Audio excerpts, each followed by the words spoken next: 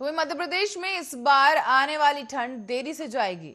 बताते चले कि सर्दी दिसंबर के आखिरी सप्ताह और जनवरी के 2 सप्ताह में ज्यादा रही है, लेकिन इस बार इसका जोर फरवरी में भी नजर आएगा। आगामी सर्दियों के मौसम के दौरान ला नीना का प्रभाव रहने के कारण ये सब होगा। मौसम वैज्ञानिक जेडी मिश्रा ने बताया है कि इस कारण इस बार ठंड के दिन सबसे ज्यादा होने वाले हैं। दरअसल अब तक स्थिति रिकॉर्ड ठंड की अगर बात की जाए तो स्थिति में रिकॉर्ड ठंड नहीं होगी, लेकिन दिन और रात के तापमान कम ज्यादा होते रहेंगे। मौसम विभाग ने दिसंबर 2021 से फरवरी 2022 के दौरान सर्दियों को लेकर अनुमान जताया है।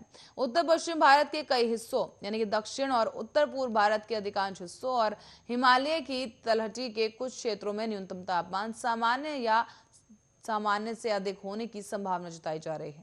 उत्तरी आंतरिक प्रायद्वीप में कुछ हिस्सों में न्यूनतम तापमान सामान्य से नीचे रह सकता है, जबकि देश के अधिकांश हिस्सों में अधिकतम तापमान सामान्य से नीचे रह सकता है। फिर उत्तर पश्चिमी भारत के कुछ हिस्से और उत्तर पूर्व भारत के अधिकांश हिस्सों को छोड़कर जहां अधिकतम तापमान सामान्य या सामान्य से अधिक होने की संभावना है। मध्य प्रदेश में भी अच्छी ठंड दिसंबर के अंतिम सप्ताह और जनवरी में होती है। मौसम विभाग के अनुसार इस दौरान करीब 15 दिन शीतलहर होने के अनुमान जताए गए। अनुमान लगाया जा रहा है कि एक महीने पहले से ठंड आने और नवंबर के अंत में कोहरे के कारण ठंड बढ़ने से दिसंबर और जनवरी में शीतलहर और अति शीतलहर की संख्या बढ़ सकती है। मौसम विभाग के अनुसार मध्य प्रदेश में ठंड पश्चिमी विक्षोभ के आने के कारण बढ़ती है। इस बार इनकी संख्या ज्यादा रहेगी और अब तक यहाँ महीने में 3 से 4 आते रहेंगे। इस बार इनकी संख्या 5 तक रहेगी। ऐसे में इस बार ठंड लगातार और अधिक समय तक रहेगी।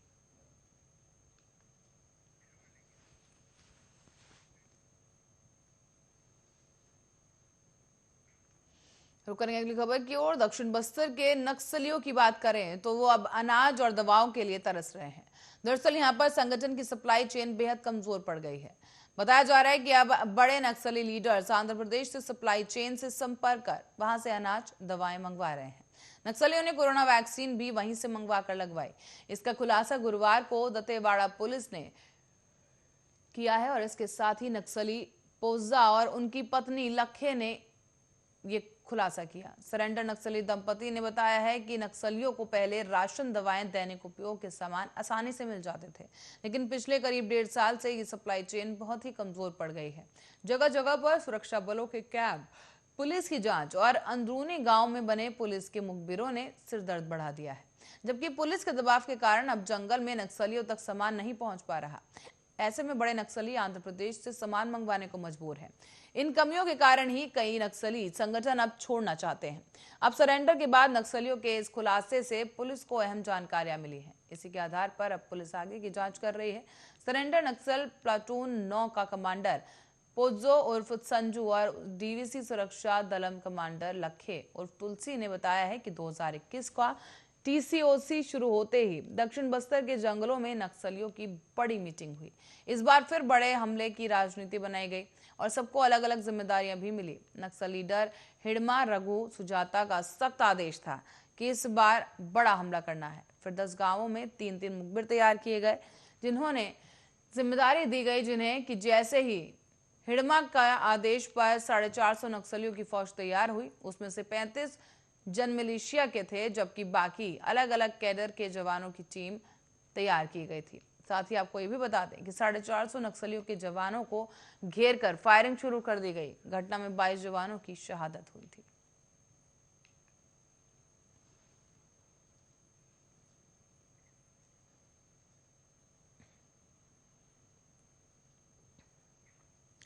रुक करेंगे अगली खबर का, जो कि मथुरा से सामने आई थी। बता दें कि मथुरा जनपद में यमुना एक्सप्रेसवे पर शुक्रवार को एक दर्दनाक हादसा हो गया।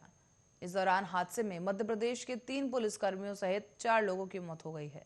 बताते चलें कि यमुना एक्सप्रेसवे के माइलस्टोन पर पुलिस से टकराकर बेकाबू हुई बोलेरो 2 हिस्सों में बंट गई। इसमें सवार मुख्य आरक्षी भवानी प्रसाद, महिला आरक्षी हीरा देवी, चालक जगदीश और पुलिस मित्र रवि कुमार की मौत हुई है। जबकि आरक्षी कमलेंद्र यादव, मुख्य आरक्षी रतिराम, धर्मेंद्र कुमार और प्रीति घायल हो गए।